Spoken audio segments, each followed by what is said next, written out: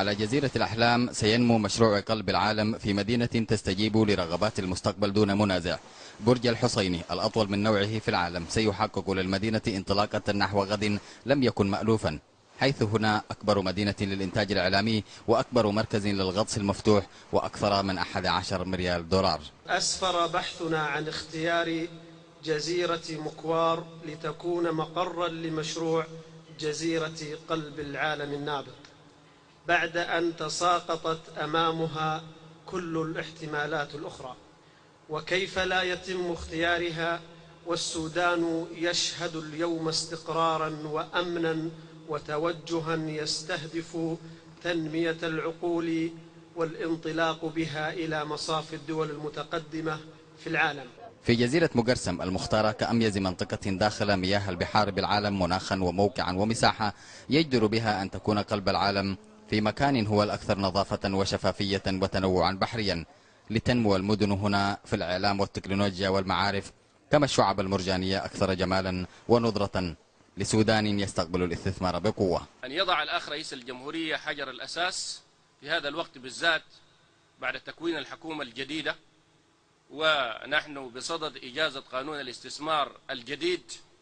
هذا يؤكد ما ظللنا نكرره من أن السودان هو الأكثر جذبا للاستثمار على مستوى العالم العربي وعلى مستوى العالم الأفريقي. هذه رسالة لإخوتنا وللمستثمرين في المملكة العربية السعودية على وجه الخصوص، وفي البلدان العربية وفي دول الخليج الأخرى على وجه العموم، من أن السودان يفتح ذراعيه واسعا لأشقائه.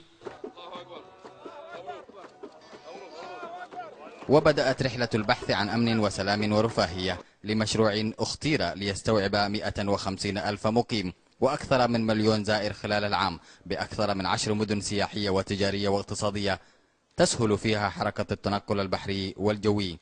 لما استثمرت في السودان إحساسي أن السودان هي مستقبل. أنا حاولت أبحث عن أفضل مكان للاستثمار، ولقيت السودان أجمل مكان وآمن مكان، وخاصة بعد ما تطورت الاستثمار في السودان. وهذا المكان احنا لنا حوالي أكثر من 8 سنوات نشتغل على إنشاء مشروع كبير يصبح بصمة للعالم، بصمة للأجيال. احنا نفكر أنه يكون هذا يخدم الأجيال العربية والمسلمة، يكون استثمار لكل الناس، يعطي مكانة آمنة، ويعطي ناس يوصلون لمكان يحسوا أنه فيه استثمار آمن. فالسودان الآن الحمد لله وأنا شايف أنه مقبل للنقطة هذه إن شاء الله. وإذا ما توفرت الإرادة في تنفيذ المشروع فإن المنطقة ستكون الأكثر حظا في التنمية والخدمات في مكان هو الأقرب إلى القلوب عربا وأفارقة، في بحر يهب الحياة دون مقابل. القلب قيمة لا تشترى بالمال، وأنت هنا في قلب العالم في جزيرة جميلة على ساحل البحر الأحمر، ستنقل العالم إلى أوروبا وإفريقيا وإلى العالم كله في نقلة نوعية اقتصادية وتجارية. جابر المنصوري، الشروق، قلب العالم، ولاية البحر الأحمر.